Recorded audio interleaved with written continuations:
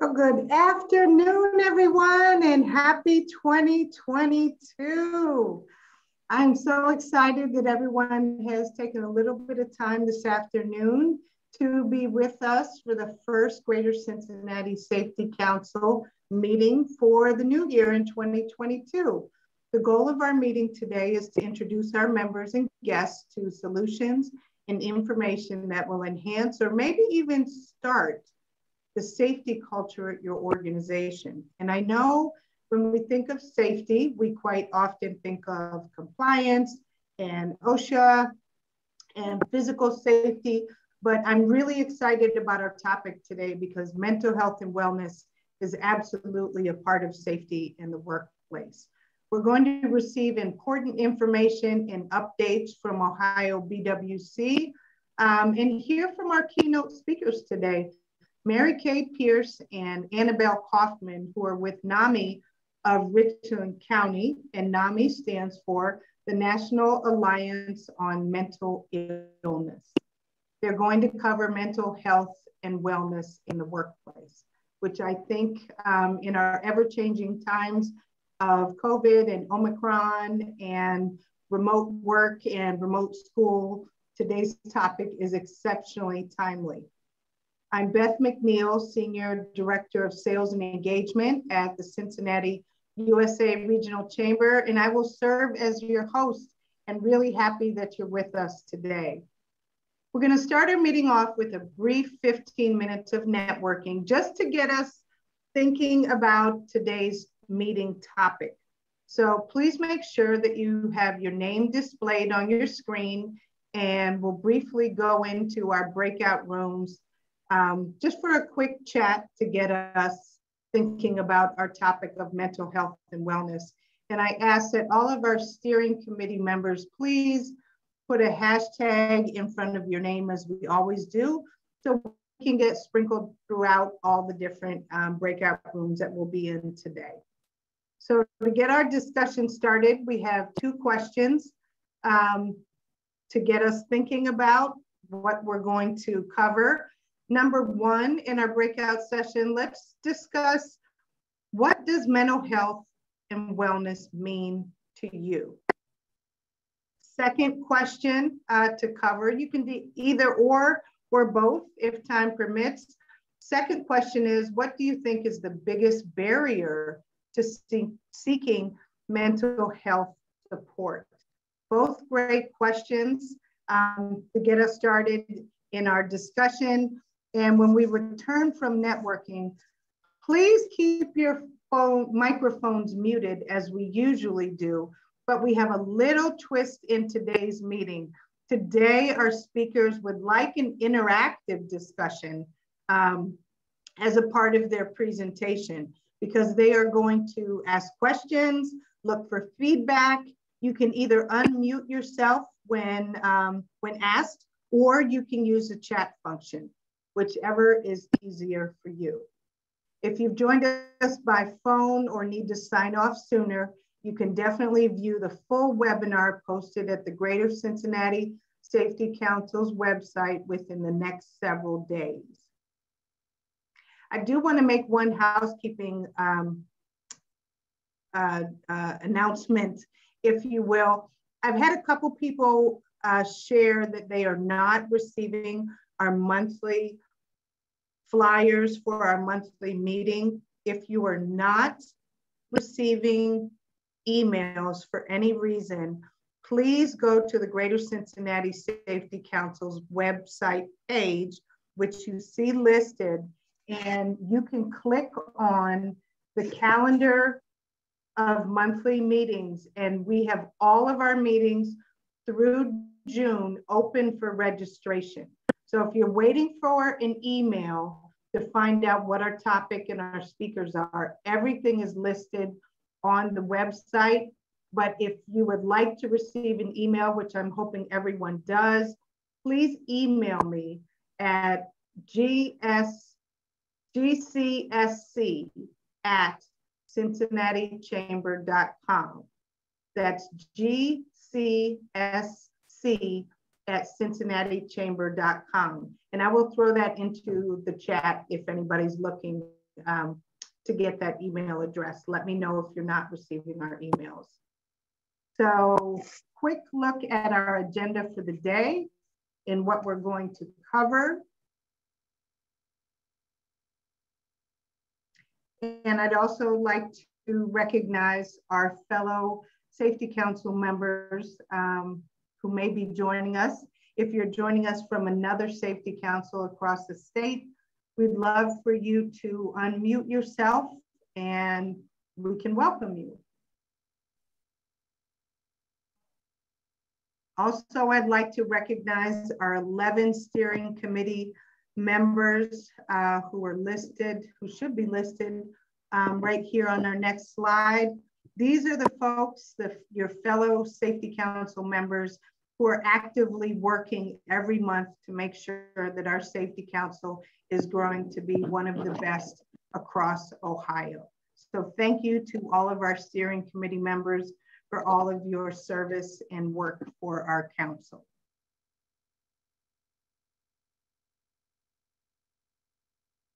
Okay, I think we're going to go off into our breakout sessions.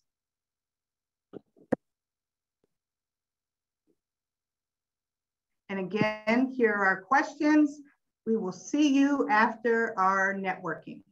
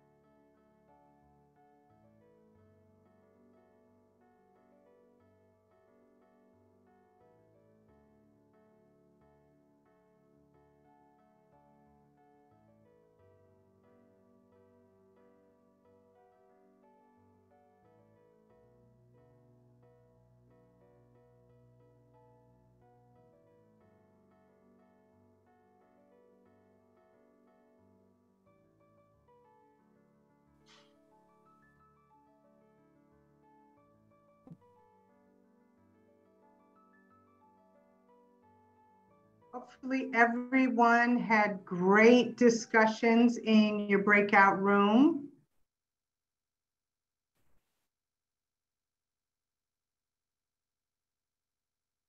Looks like we're waiting for folks to come on back in. I know my breakout room was terrific. We just talked about sort of the stigma of feeling like you have to go to your employer and confess that you may have a problem or a challenge with mental health and seek some support. But the word confess really sparked a lot of great discussion in our group. And I surmise that mental health and wellness for me tonight is going to be fuzzy socks, sitting in front of the TV, watching TV, eating some leftovers because I don't want to cook and it's cold outside. So that is my mental health support for the afternoon. So please remember, our speakers are going to put out some questions, throw out some thoughts, look for interactivity. So please stay on your feet, and be ready. I know some people are having audio problems, so feel free to utilize the chat if you are unable or do not want to unmute yourself, but we love your participation. So next, I'm going to invite our Safety Council advocate and leader, Greg Harmon, who's the Industrial Safety Consultant Specialist with the Ohio Bureau of Workers' Compensation, and the person that I am very proud to co-lead the Greater Cincinnati Safety Council with. Greg has pushed us in a way that we are using technology, and we're more innovative now than we've ever been, thanks to Greg. So thanks, Greg. If you could please give us our monthly OBWC update, that would be great. Thanks, Beth. Okay, guys, I'm going to throw some information at you today. Probably a little more resources that the BWC can offer to you. So once I finish up my slides, the few that I have, I'm going to start dropping some links down in the chat that way you can access those. But I'm also going to toss my email down in there. So if for some reason you miss those, just give me an email, shoot me an email, or I'll put my number there. You can call or text me or something like that, and I'm more than happy to help you out. So this is going to be our January updates from the Ohio BWC. First thing we have coming up, we have some webinars. We actually had one already for January. It was Prevention Through Design, and it's taking the chance out of the equation. So we actually had a combination of safety consultants from the BWC and contact we had through NIOSH. And essentially they were looking at ways to try to eliminate human error at the job site. So the great things about our webinars, you can rewatch those. Just hop onto our BWC Learning Center and you can rewatch all of those. Next week on the 20th, I think that's Thursday of next week, I'm actually going to do Record Keeping 101. So if you're brand new to safety and you're going to have to start tackling OSHA record keeping, but you're not quite sure where to start, or a lot of times I work with companies and they may have somebody who's very proficient in record keeping, but they don't have anybody as a backup. So if they go on vacation, it's like that ball gets dropped. If you're new or you don't have a backup, that might be a good webinar to hop onto. So for about an hour and a half, I'm going to cover the bare bones, the basics of record keeping. The following month, I'm going to get really complicated. I'm going to go over the weird scenarios and the common mistakes I see employers make on their OSHA logs. A little bit later on in the month, on January 25th, we've got workers' compensation and how safety affects small business profitability. That's going to be a 2-hour webinar, and again, that's on January 25th, and I will pop all these links down in the chat. As far as our full classes that we have that are more half-day courses, right now we have electrical safety maintenance going on. That's NFPA 70B. That'll wrap up tomorrow. On the 13th, we actually have Safety Series 2. So tomorrow, ergonomics, accident analysis, and hazard assessment basics. There's still some openings, so you can still hop in on that. And then January 19th, this is a very popular one we have. It's crane rigging and signal person duties. There's a third party that actually comes in and teaches that course, and they always get really good reviews. On the 24th, if you're interested in HAZWOPER, there's actually going to be a series that will start with HAZWOPER. They're going to start on the basics of regulatory information, essentially touching on the EPA, Department of Transportation, and OSHA. Again, that'll be on the 24th, and that's a series of HAZWOPER courses. There will be a full half-day workshop on OSHA record keeping. That's on the 27th. So, you'll get a little bit deeper into the weeds as far as versus the webinar that I'll be doing because you'll have about 3.5 hours of contact time in that class. HAZWOPER 2, the second in that series, will be on the 31st, and that's from 9:30 to 2:15 p.m. Okay, moving out a little bit further into February, improving hazard recognition through visual literacy. That's another popular course we have. It's fairly new. There's a HAZWOPER 3 where they'll touch on respiratory protection and PPE. And then another really good class, electrical safety in the workplace. It's insight and implementation. That's NFPA 70E. That's a really good course. The instructors that put on that class are great. They're actually teaching the NFPA 70B right now. New resource we have for employers. I'm going to put this in the chat. This is kind of like a one-stop shop, we'll say, where you can get some resources from the BWC. I'm going to shoot this out to you, but you can find a way to get the consultant that's assigned to you. You can access training and education, our written programs where you can download a template. If you need help with toolbox talks or safety talks, we've got those for you. We're already on Safety Council, so you don't have to worry about that link. But also additional resources as far as if you need to help with a safety video, you need help finding a standard, you can contact our library as well. Our safety services catalog, a lot of people may be familiar with this. We used to hand this out all the time as a hard copy. That's gone virtual. It's a digital copy now, so I'll make sure I'll shoot that out, and that will be in the chat as well. Safety Congress, that's open right now, registration for that. I would love to tell you it's in person, but it's virtual again. It is held on March 9th and 10th, which actually will cover one day that we're actually, we have our council meeting, but you could still attend Congress during the day and then hop on our council meeting a little bit later on. But registration is open right now. There's a ton of different courses you can sign up for. They kind of are using a new platform this year where it's going to try to give you a little bit more of a feel, like it's like an exhibit hall, as if we were in Columbus again. A couple OSHA updates. They're just published some winter weather updates. And again, I'm going to pop these links down in the chat. So again, if you got people that are, you're dealing with cold temperatures, working outside, or you're making deliveries, so you're in and out of the cold, there's a lot of different hazards that you're going to face. They've got some good tidbits for you. The other thing they updated on the website was hazardous chemical storage safety. So there's basically a white page that they published. That will be a good resource for you if you have hazardous chemicals in your workplace. So again, I'll drop all these links into the chat. And then what I'm going to start doing is wrap up these with a little question real quick. So if you can, down in the chat, if you don't mind, answer this question. Okay, are ANSI standards enforced by OSHA? Okay, so ANSI is the American National Standards Institute, not safety. It's the Standards Institute. Are those enforceable by OSHA? So if you can down the chat, give me a quick yes or no. Should get a lot of answers on this. Okay. Got no, I got yes, yes, yes. Okay. I like to see people answering. Okay. Yes, no, sometimes would be the answer. Okay. So the answer is sometimes. All right. So ANSI has incorporated by reference some specific standards from ANSI. Okay, so there are some that are actually called out, and OSHA has documented those. And I am going to put a link down in the chat for those for general industry, and I'll do it for construction as well. ANSI covers a broad, wide variety of topics. They have their own best practices for developing a driver safety program. That's not something OSHA is going to enforce.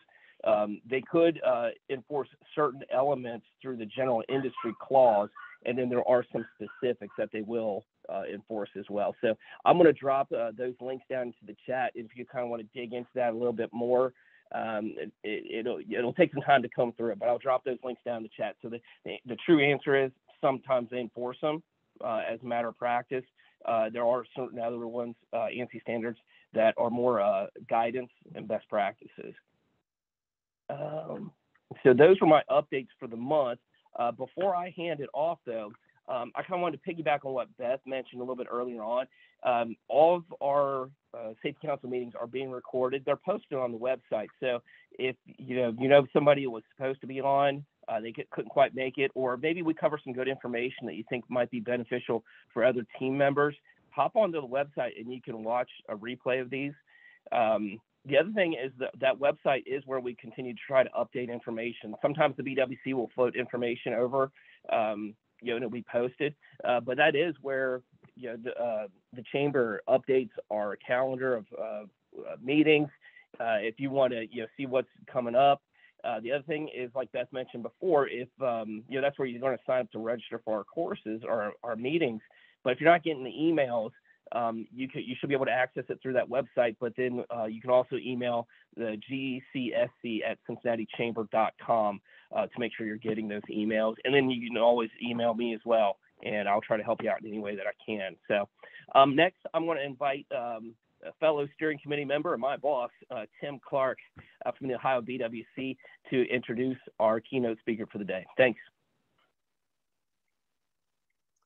Well, thanks, Greg.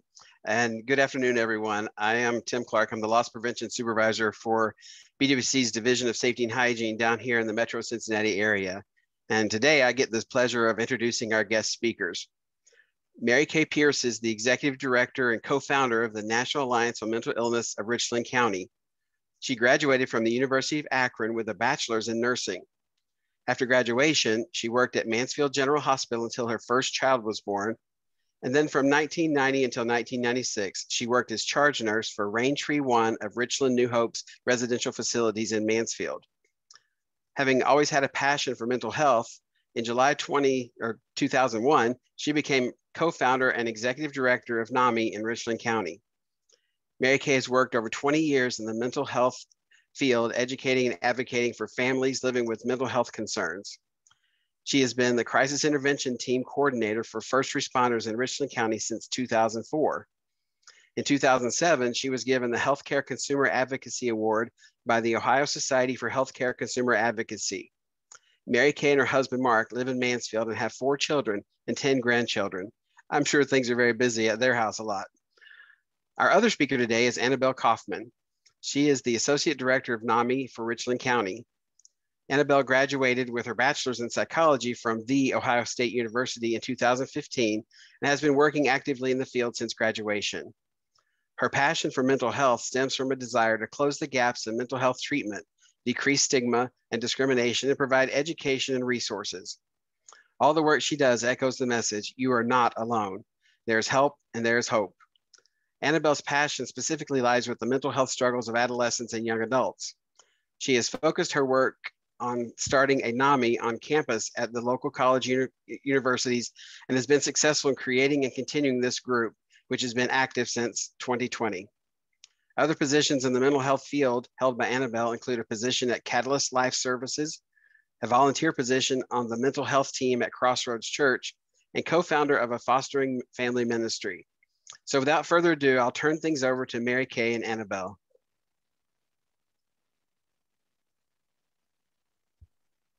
Thank you so much. Appreciate that. Before we share our slides, we would love to share a little bit about why we do what we do. I think it's so impactful to hear a little bit of a person's personal story. So for me, I started working at NAMI because I have a loved one with a mental illness. And for me, it's my mother. So my mom has schizoaffective disorder and has struggled with this diagnosis, honestly, since before I was born. And so I understand what it's like to have a family member, to have a close person with a mental illness. I know all of the discrimination and the stigma she's faced, a lot of the symptoms she has experienced. People have said to her that she does these things on purpose in order to get attention, in order to be lazy, or horrible words like that. And so as a child growing up with a parent with mental illness, it's very specific. And so I can understand the challenges associated with that. It's hard enough to have a mental health diagnosis. And on top of that, you're facing all of the discrimination and negativity coming from the culture and those around you. And so that's why I'm so passionate about helping others, not only people with mental illness, but the families, the support systems around them. Because many times a person with a mental health issue or severe mental illness, they need an advocate. They can't always fight for themselves. And so they need a person in their corner. And a lot of the times that is a family member. And so I'm just passionate about spreading the word in whatever I do. And so I'm grateful for NAMI too, because it's helped me along the road. And I will say I always learn something new from other people as we teach, make great connections with people. And I love hearing other stories because you honestly never know what someone's going through. Everyone has a really unique story, and mental illness is so common. And so I'm actually 100% sure you know several people in your life who have a diagnosis, and they may not even talk about it. So we're going to share a little bit about why that is. You want to introduce yourself? Okay. I'm going to go ahead and share a little bit about why I do what I do too, and then I'll start the slides. February 25th, 1980, my parents got the call that my brother, just a year younger than I, had started hearing voices. He was in college in Connecticut, and he had not slept for 3 nights. And that was the first time our family had any clue that there was a mental health concern with him. So watching him be hospitalized, trying to find good mental health care in Connecticut, and then coming on home to Ohio, trying to find good resources and good medical care was very difficult. And watching my family go through that back then, and even now watching the families every day that we deal with within our office and across Ohio, trying to find good medical care. I never want a family to go through that, what our family had to go through. And that was even with resources and having, knowing where to call. My mom was a nurse. I mean, we had availability to the best resources, and it was still very hard to find good medical care for him. So every day my passion is to help families who are dealing with a mental health concern get the help they need. So we're going to talk about that today and how important mental health is. And I'm going to go ahead and take over here and go with the slides. So we can go ahead and put the slides up.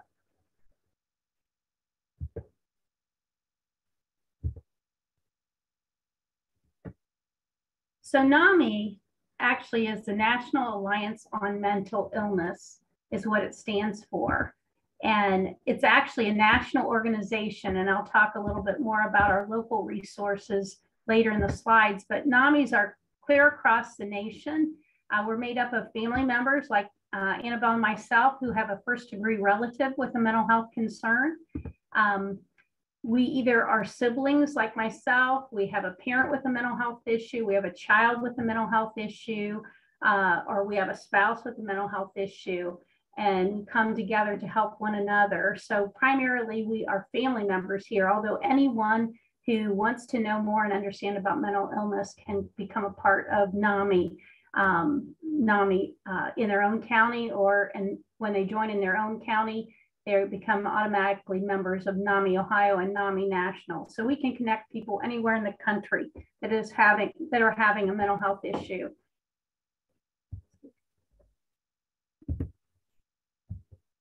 So our mission is to improve the quality of life, ensure dignity and respect for persons with mental illness, and support their families. And that's what we do every single day here at our office and across the nation. I want to start with a few statistics. So 1 in 5 people will deal with a mental illness at any given day in our nation. So we have about 55 people on this webinar today. So at least 11 of you know and understand mental illness very personally. It's so common. And the most common of all mental illnesses that we deal with, and the ones we deal with on a day-to-day basis here in our NAMI office, are depression, anxiety, bipolar disorder, schizophrenia, PTSD, those types of diagnoses. The most common is anxiety at 19%. So we do see that the most often. But you should know that in Ohio, how common mental illness is. There are 1.9 million people in Ohio that deal every day with a mental illness diagnosis. And to put that in perspective, that is the population of Cleveland times 4. So very, very common illnesses.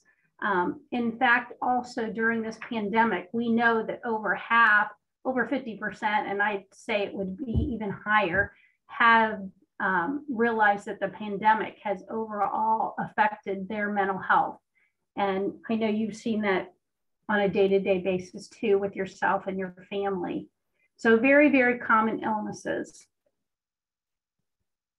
The ripple effect of mental illness is something that we need to share about, because when a person deals with a mental illness, there are some specific things that affect them. One is they have an increased chance of other illnesses, specifically diabetes or cancer, and also heart disease is increased with these illnesses.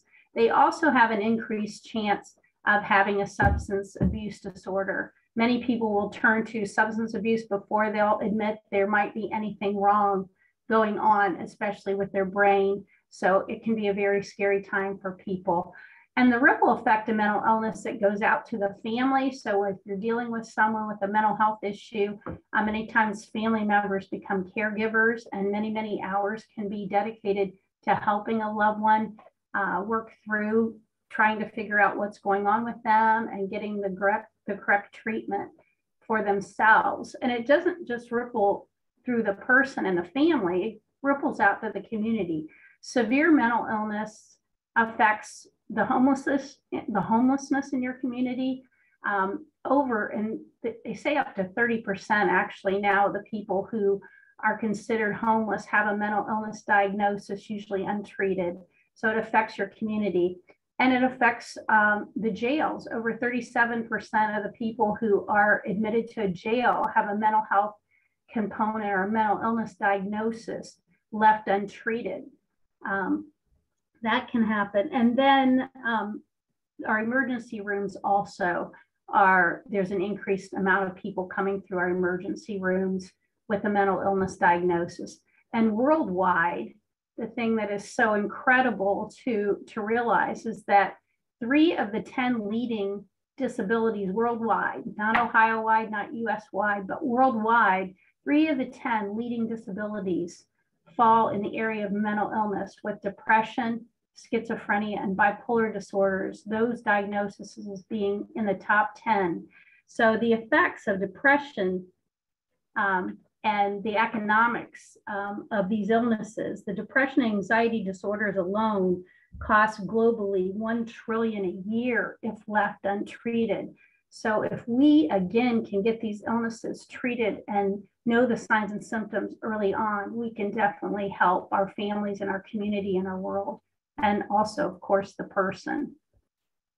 So I wanted to share with you a little bit quickly of the warning signs that you might see, and I'm not going to go over all of them, so I picked a few to share in your own families. My hope as a nurse would be that our families and our employers would know these signs and symptoms just like you do heart disease or diabetes or any other illness. It is so important that you know these signs and symptoms and act when you see them. So feeling sad or withdrawn for more than 2 weeks, not just a gray day. It's a little gray in Mansfield, Ohio today. Not just a sadness that lasts a day or two, but a sadness that takes your joy away for weeks on end, and you see a change in your joy and your happiness over many, many weeks. That's concern. Significant weight loss or weight gain, sleeping too much or sleeping too little, any extreme you need to take note of. Of course, seeing, hearing, or believing things that aren't real. If you start talking to people that are telling you things that just aren't true and they think they're fact, but you know for sure it's not happening, take time and listen to them. Any drastic changes in mood or behavior or personality, and I like to tell our families and the people we educate is, you know your friends the best, you know your employees the best, the people that work beside you. If you see a drastic change in their personality that is the time to stop and ask, how are you doing, and check in with them. And that's the main takeaway, is when you see an extreme change from the person you know, please take time to talk to them. Also, intense worries or fears that get in the way of your daily activities, that make you stop doing what you normally do, and just change your normal behavior patterns. Those are things to take note of. So these are some common signs that you'll see when a mental health issue might be happening. And why does this matter so much? Mental health, you cannot have good physical health without good mental health, and that's just a fact. But the fact also is that for some reason, it takes the average person, when they see these signs and symptoms happening to their self or their loved one, it takes an average delay from the symptom to when people ask for help. It takes 11 years, and that's just unheard of. If you knew you had signs and symptoms of heart disease, you would go get help. If you knew you had signs and symptoms of diabetes or thyroid issues, you would go and get help. So why does it take so long for people to reach out when these are very treatable illnesses? And we're going to talk about that a little bit in this next exercise. And I'm going to lean this over so we can type. And I'm going to throw this out to you. This exercise talks a little bit about why it takes so long for people to share and ask for help when there's a mental health concern. So we're going to start on the cancer side, and I would like you to share either in the chat or unmute and share. When you think of a person with cancer or the word cancer, what word associations do you come up with? What do you think about when you think of a person with cancer or cancer itself? Throw out some words that you think about when you hear that word. Pain. Okay, we have pain, fear, Death. Fear. Hell. Empathy. Denial. Denial.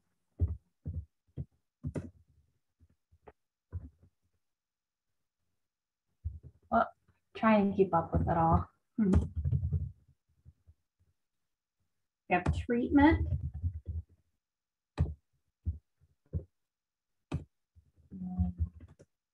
Alone. Sick. Depressed. Impact on family.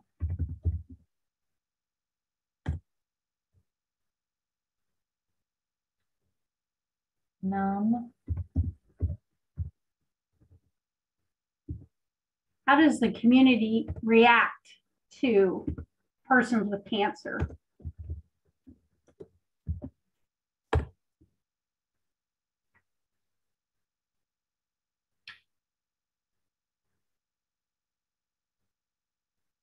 Supportive.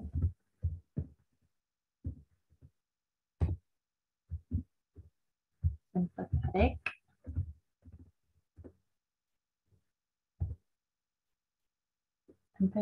Sympathy.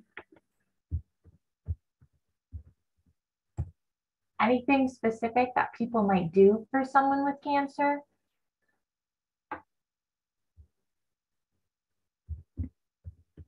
Support. Yeah. Don't know what to do. Pray. Let's see, pray. And pray.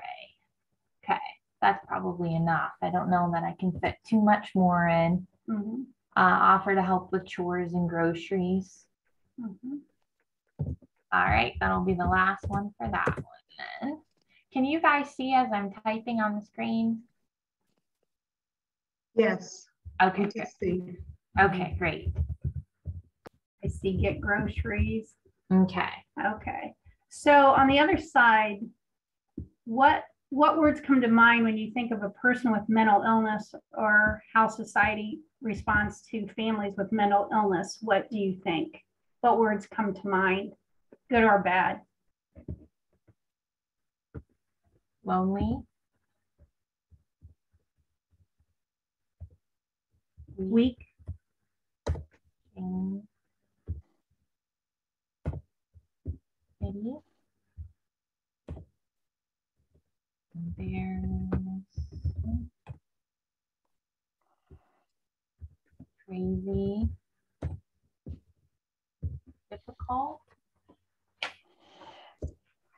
worried, awkward,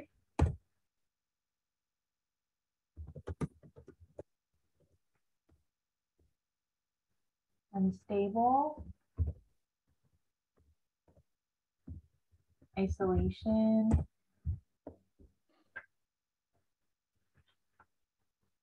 yeah. How do you feel that people react? How do people react to people with mental illness? Dangerous, Fear, fear, failure, distant,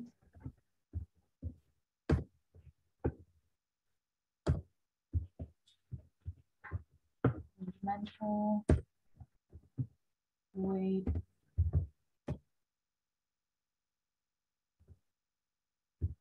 more.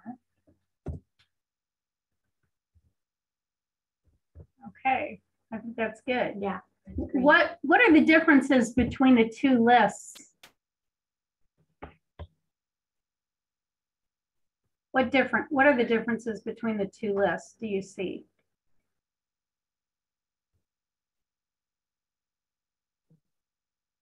I think the list with cancer looks more supportive and empathetic. The list on mental illness seems to be a little more harsh and judgmental. Mm-hmm. Mm-hmm. Exactly. There's some great comments too. Negative towards mental illness, right? More likely to offer help, support. Exactly. Exactly. You know, we said 1 in 5 individuals will have a mental illness in any given day across our state. How many would come forward to get help if these are the words that society thinks of? Do you think they would come forward to try to get help?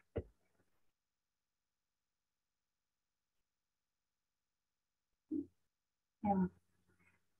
And we need to realize that mental illnesses are very, very treatable. Depression's 80% treatable, bipolar disorder, 80% treatable, anxiety disorder, very treatable. So these are very treatable illnesses. So we have to encourage people to step forward and get the help they need.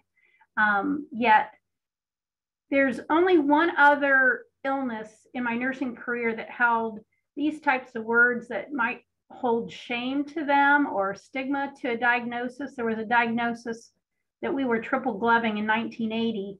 We were afraid we were going to die. What was the diagnosis that came out in 1980 that had shameful or a stigma connected to it? AIDS. AIDS, exactly. So that came out in 1980, but what's changed since 40 years with AIDS? The things that has changed with that diagnosis now is that we're educated on it. We understand the prognosis. There's less stigma. There is still a stigma around these illnesses, and we need to break that stigma. For as many people who are affected, we need to be able to come alongside our family member, our neighbor, our fellow worker, and help them with these diagnoses.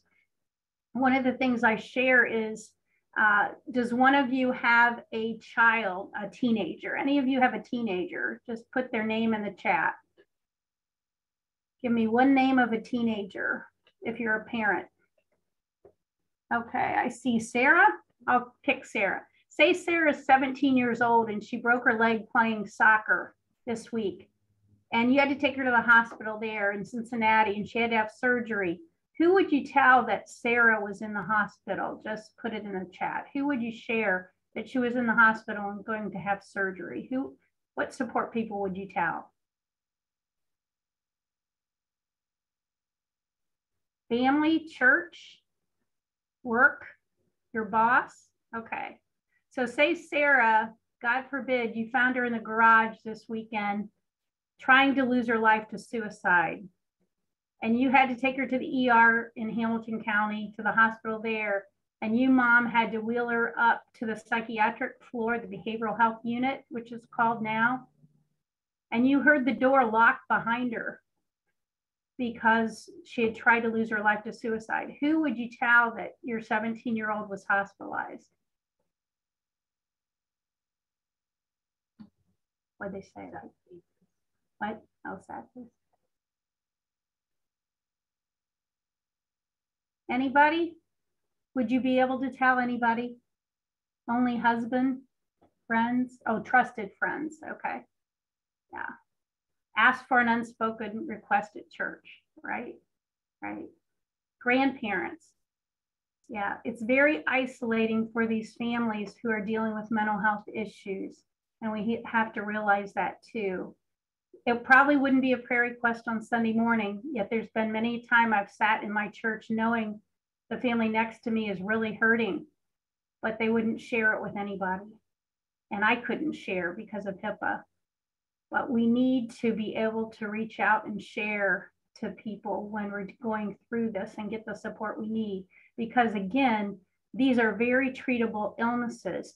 People who go in for treatment for these diagnoses that we deal with every day, these people go back to work. These are people with their master's degree, their bachelor's degree. These are educated people. This is a brain illness. So if we can come around and support them as their employer, support them as their friend, support them as their family member, there is no reason why they cannot return to work and cannot return to their families. So we're trying to break the stigma here and try to, to get people to realize that we need to reach out more. Any comments on that?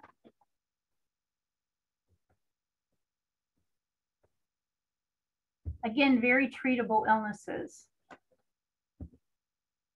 So I want to go ahead and share quickly the last couple slides so Annabelle can take over, so she has plenty of time. So the two resources I told you, NAMI is a national organization. In Ohio, we have 40 affiliates. Your go-to affiliates for support groups and education are NAMI Southwest Ohio. The executive director there is Katie Harper. So she's a great contact for you and for your organization. I'm sure they would love to come and speak, do a staff training on mental health issues, whatever you need. Also, NAMI Urban Greater Cincinnati, the executive director there is Gloria Walker with her contact information. She has been an advocate for many, many years and a great resource too for your company. Again, both of these organizations are there to help your employees, help your family members, or help you dealing with a mental health issue. So NAMI, we're here for education, advocacy, and support. This family-to-family class is offered down in Hamilton County. It's an 8-week class. It is for the well family member. So if you have a spouse, a child, a parent with illness, a sibling like myself, 8-week class, but you learn all kinds of resources in your community. You learn about diagnosis, how to advocate for your family member, suicide prevention. It's the most complete course and it's very worthwhile. Any family member who's dealing with a diagnosis we talked about today, I can't tell you enough to try to get a person in that class to take the class. And they're offered at both of those resources I gave you. Family and Friends is just a short seminar that your NAMI, local NAMI can offer that talks about mental health. Ending the Silence is the curriculum we do in the schools now for 7th through 12th graders, helping young people learn what does it look like to be mentally healthy. And if there's any concerns, who do you go to for help? It's a great class that we're doing now across Ohio. And also crisis intervention team training, which I know happens in Hamilton County. That is our education for first responders and law enforcement. So whenever you witness a mental health crisis in the community and don't know who to call, you can call 911 and you ask for a CIT trained officer. They have taken a 40-hour class on mental health issues. They know how to de-escalate a situation and get your loved one or your employee safely to the hospital. And that's what we want to see happen. get them safely to the hospital. So that's another resource. Advocacy, I'm not going to go through all this, but all of this happens in your county. There's a mental health court. You have behavioral health units, of course, at your hospitals, Suicide Prevention Coalition. You also have assisted outpatient treatment in the probate court for persons with severe and persistent mental illness. So some great resources. We advocate, you can call the NAMI office at any time, and we will advocate wherever you need help. Our support groups are the same across the state. We have Connections Peer Support Group. So that's for persons living with mental health issues. That's available. So people themselves get together and share and support one another. Your county also has active family support groups. So, and we also in our community have a NAMI on campus, which is wonderful to be able to have students be able to reach out and learn about mental health on campus. Anyway, we are there for support, education, and advocacy. Please look into your local NAMIs, or I can connect you if you need any resources. So I'm going to go ahead and turn this over to Annabelle so she can talk about mental health in the workplace a little more. Thank you. All right. I might go a little quickly just to make sure we cover everything. I wanted to talk specifically about mental health and the workplace, of course, because that's very specific to all of you here. I looked up how, what average time people devote to work in a lifetime was, and it's 90,000 hours of your life. So that's 1/3 of your life.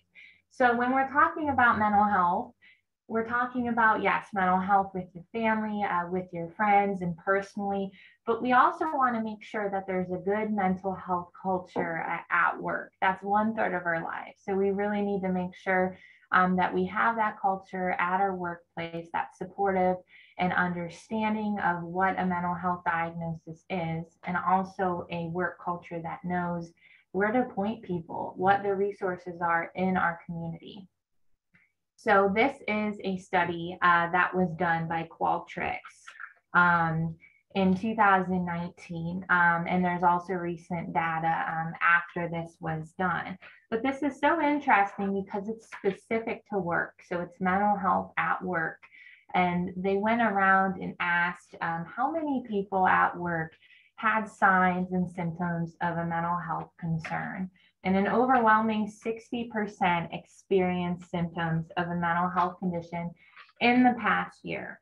And what was interesting, on the left side, it says symptoms were equally prevalent across levels of seniority. So it did not matter if you were an executive director, if you were a CEO, if you were a manager, it was equally prevalent across all levels. And so this is an issue for anyone, especially with everything that's happening with COVID. Honestly, things change every week. We were supposed to go into a school just a couple weeks ago to talk about suicide prevention. They told us a week before we were supposed to go in. So sorry, we actually canceled class for next week. It's honestly changing every day and every week. And so that can play a lot of stress on our mental health, because we are humans and we want to know what to expect. So sorry, our phone is ringing in the background. Also on the left side, you can see that work and mental health are tied closely together. 61% said their productivity was affected by their mental health. So not only are we talking about our own mental health, but we're talking about how are we doing at work? How many projects are we able to get done? Are we able to concentrate?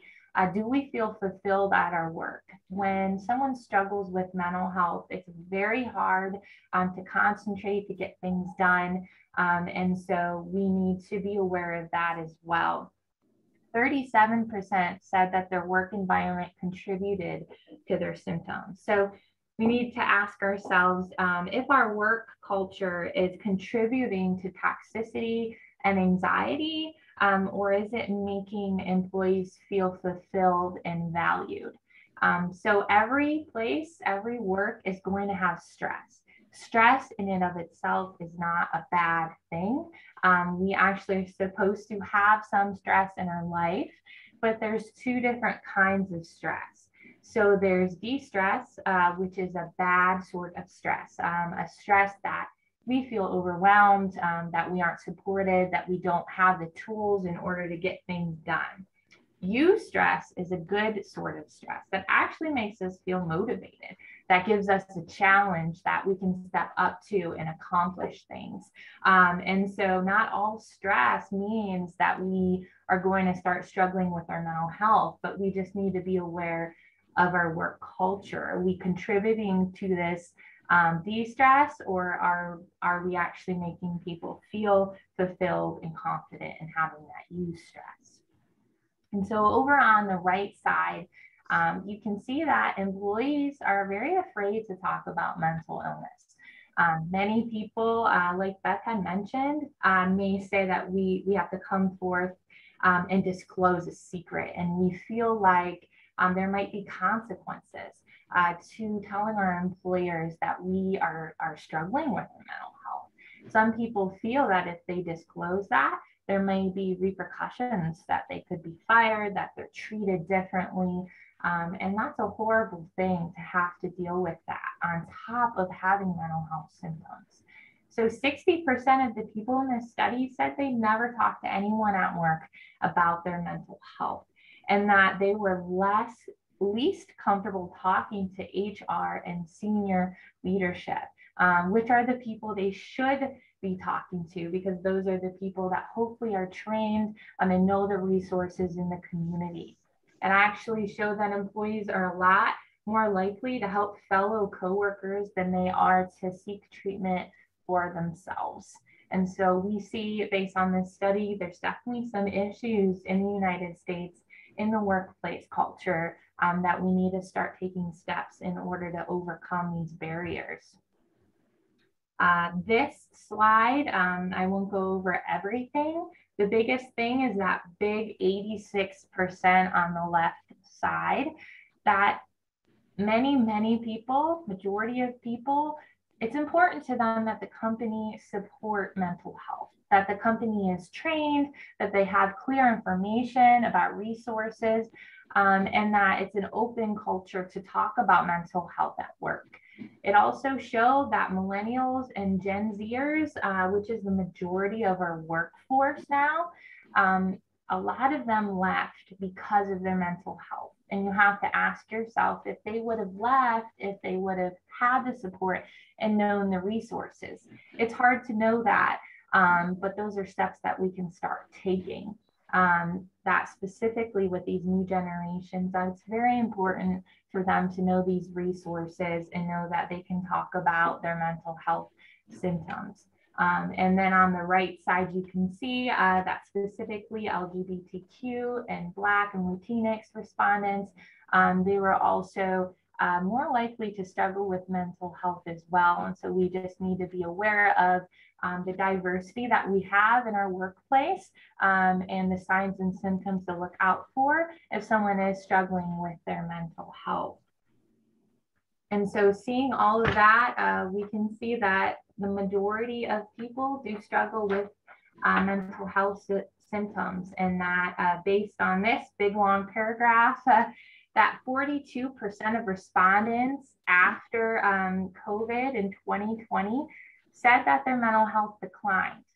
2020 honestly seems to me like yesterday. I'm still stuck in 2019, but it's 2022 now. A lot has happened in these past couple of years. And so like Mary Kay shared, that more than 50% of people had said that COVID has affected their mental health.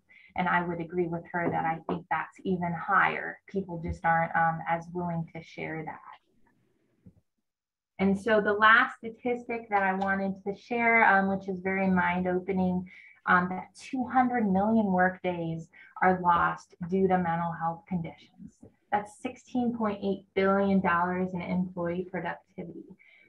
So some of you guys may be more numbers people, asking how does this pertain to me if I am running a company or I'm in seniority and have a lot of people under me.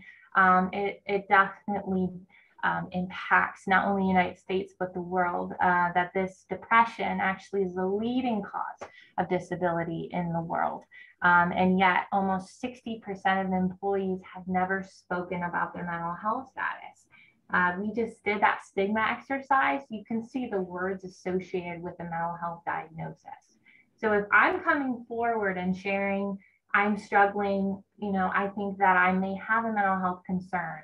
I'm scared you're going to label me with crazy, that you're going to say loony bin, that you're going to say all of these words and descriptions that now fall into a category that I'm a part of. And so that's why a lot of people are hesitating, and why 60% of employees have never spoken about their mental health status. And so with all of these things, I just wanted to reiterate, I'm not going to go over all of these since Mary Kay went over the general symptoms and signs for mental illness. But I wanted to reiterate some of these things because people might pop into your mind when you read some of these things. You might say, hey, actually, this person, this employee, I've noticed some of these things that they're displaying, that they have decreased productivity when they're typically really on top of everything, that their memory doesn't seem as good, that they're not as cooperative, that they can't concentrate as well. Perhaps they're missing more work, or they have physical complaints. You may see that they're overreacting to things they typically don't overreact to that perhaps their reaction isn't typical. It doesn't really make sense for the situation. Or on the other side, they may be displaying mania, that they have excessive energy. It may seem inappropriate, that they're risk-taking, out of control. They just seem off and they don't seem like themselves. So perhaps a person popped into your mind, thinking about that person as we go over the last couple of slides, to see maybe some questions you could ask or communication strategies to really see what's going on. And so with all of this, we ask what can employers, it specifically says employers, but I would also say leadership, and honestly, any coworkers, what can we do to help support mental health? And I'm going to go over 3 specific categories, but the easiest and honestly most important is modeling healthy behaviors. I believe in a top-down process. So we think of, as a parent, you can tell your child as many things as you want, but if you aren't doing those things, if they aren't seeing you do those things, they're a lot less likely to listen. So if you're telling them to eat healthy, to not eat processed foods, to eat fruits and vegetables, and yet they see you going out to McDonald's every day and not prioritizing your own health, they're a lot more likely, especially as an older teenager, to see that and not listen because they don't see you listening to your own words. And so it's the same with adults. It's modeling that healthy behavior. And so some specific things we can do is set SMART mental health goals. And I don't know if you guys have heard of the SMART analogy, but it's a great segue because it's 2022 now. And that's typically a topic we talk about in January, are having goals. Many people, majority of people actually fail their goals by February because they don't have a plan. They don't have a plan in place. And so thinking to yourself, what's a SMART mental health goal that I could create? So SMART standing for specific. In this case, a specific mental health goal for yourself. Something that's measurable. And so how can you track your progress? How will you know if you're on the right track to meeting your goal? Making sure that your goal is measurable. A for attainable. Make sure that your goal isn't, say, lose 50 pounds in a month. That is not attainable. Make sure that it's something that you can actually get done and be encouraged by. And make sure it's relevant. Make sure that your goal is something that aligns with your values. You want to make sure it's important to you so that you actually uphold that goal. And then last, making it time-based. which ties into measurable. So making sure you can measure it in a specific time. So knowing, say that you want to focus on your mental health in a more physical way, because physical and mental health can go hand in hand. And so how are you going to track that, and what's the time that you're going to try to meet that goal by? Also sharing that with your employees and getting groups together so that you can be accountable to other people and they can see you making those mental health goals for yourself as well. And by doing that, you're modeling vulnerability and disclosure as a strength and not a weakness. So we have seen a lot of leaders in the United States come forward, actors, singers, news reporters come forward and share that they have a mental health diagnosis. That has set an expectation that it's okay to talk about mental health because they're leaders, because we see them and think if they are struggling, it's okay for me to struggle. It's no different inside of a workplace. And so if you do have people underneath you that you're supervising, if you model that vulnerability and share when you struggle, that goes such a long way, honestly, more impactful than you just, it's just very impactful, I will say. And then sharing how you prioritize your mental health. So when you share that you're struggling, what are you going to do about it? And so if you have a very stressful day that day, what are you going to do? Are you going to go back in a separate room and do a mindfulness exercise? How are you practicing self-care? If you are struggling with mental health concerns, are you sharing that it's okay to go to a counselor? And we have this EAP, these resources in place, and then making sure you're modeling that self-care. I don't know that I have enough time to go over specific self-care strategies. I will say that I think that self-care has become a buzzword. It's a word that we hear all the time. And so we hear it and we may put that wall up and we're too used to it. And so I kind of wanted to reframe that a little bit and thinking of your mental health like a bank. And so throughout the day, you are making withdrawals. You're withdrawing to get that project done. You're withdrawing maybe to be with that coworker that's a little difficult to be with. You're withdrawing to make that phone call that you really don't want to. And so anyone with a bank account knows that if you just keep withdrawing and not depositing, that you're going to end up with zero. It's the same with mental health. And so we need to make sure we're depositing, practicing the self-care. It could be exercising, eating right, making those deposits to make sure we don't run out of fuel because we can't help anyone else if we don't help ourselves. The second category is communication. Communication. We may be a good communicator with our relationships, but when it comes to mental health, it can be awkward. We may not know what to say. We don't know where to point people towards. So this is a specifically difficult conversation. Having that empathy for people, not just sympathy, but empathy. And so empathy is a little more difficult, is active listening, meaning that when you're hearing something someone's saying, to look inside of yourself and think, when is the time that I've felt that way?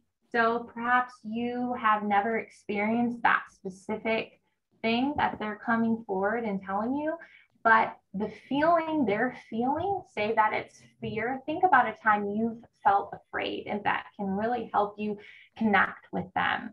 The reflective responses is reflecting back their feelings.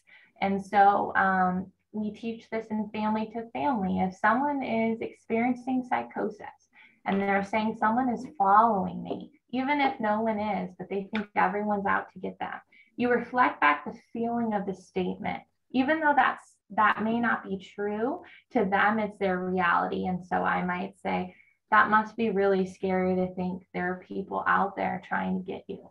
And so reflecting the feeling back, even though you may not completely understand what they're saying, and using an I statement. And so if a person, say, is not as productive, that they aren't getting things done, that they may be tardy, you're seeing all of these signs, we as humans may jump to, you are doing all these things. You need to get your act together, you.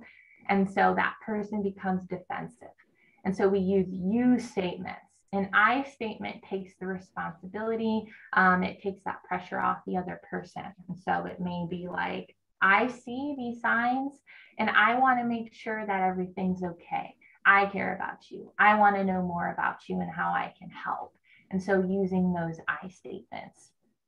Normalizing mental health conversation, just so that people know that it's okay to talk about these mental health issues, that there's no consequences, that there's no consequences when they tell you that they're really struggling with their mental health.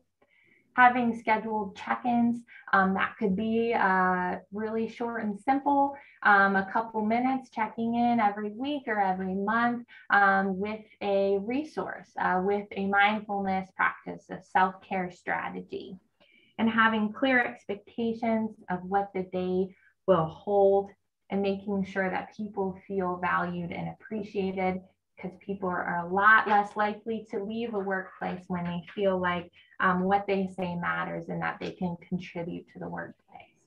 I apologize, I'm going so quick. We only have 5 minutes left. Last category is creating a supportive culture. And honestly, everything that I just said falls into this, but really making sure you have that stigma-free language. We all do this because it's in the media, it's in movies that we see. We use words that kind of flippantly. We might use the word crazy, loony bin. I know a lot of people have used those with my mom, psycho. And so if those words are being said in our workplace, people are a lot less likely to come forward because they don't want to be labeled with those things. So making sure you have that stigma-free language. Addressing mental health during meetings, once again, just making it a common topic. Having mental health days. A lot of people don't really think that sick days can mean a mental health day. If you're just not feeling like yourself and you're struggling a lot, that they can take a sick day as a mental health day, and that's okay. They don't have to feel shame about that. Having resources in the break room, even though HR goes over many of the EAP resources, a lot of people have that folder and they never look at it again. And so having those resources in the break room so they have those at their fingertips, appreciation and awards, and educating managers on how to name, normalize, and navigate. So seeing the signs and symptoms, knowing that that's not a typical response, normalizing that that's okay if you're struggling with mental health, and then navigating, knowing the resources in your community, knowing your EAP and the resources that your business can help with. All very, very important. And so with all of that, we can all be the reason a person smiles, seeks treatment, or has hope. We can be the light in the darkness and help point that person towards the resources. We don't need to know all the answers, but we can point them towards those resources that are available. Absolutely. So I apologize I went so fast and I know I'm out of time, but here's our contact information. We probably don't have any time. So very much. Thank you so much, Mary Kay and Annabelle. This has been quite helpful. Personally, professionally, I have taken copious notes. If you are interested in the resources that were shared today in the discussion, please make sure that you go back and look at the recording. This will be posted on the Greater Cincinnati Safety Council website. Terrific analogy with the bank. I think everyone could relate to that. So we need to make deposits because withdrawals are just a part of life, but we have to normalize deposits for ourselves into our own mental health and wellness bank.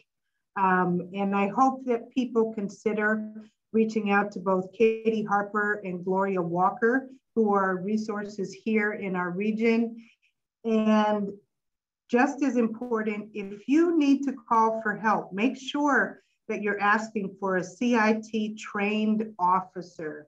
That was something I learned today and wrote down. So Terrific information. Thank you both very much for giving of your time and your passion and sharing your why with us for the work that you do in mental health. Thank you both. And as we close, I want to just to remind, a quick reminder, if anyone is interested in sponsoring one of our monthly meetings, that is available, and you can sponsor a monthly meeting. And please contact me if you are interested, and check out our calendar to see if there's a topic that might align with the work that you do every day. And we would love to have you as a featured sponsor for one of our monthly meetings. And please make sure that you mark down the date. We're going to be the first, and as my understanding, really, we will be the first safety council to have a district hearing officer with us from the Industrial Commission of Ohio.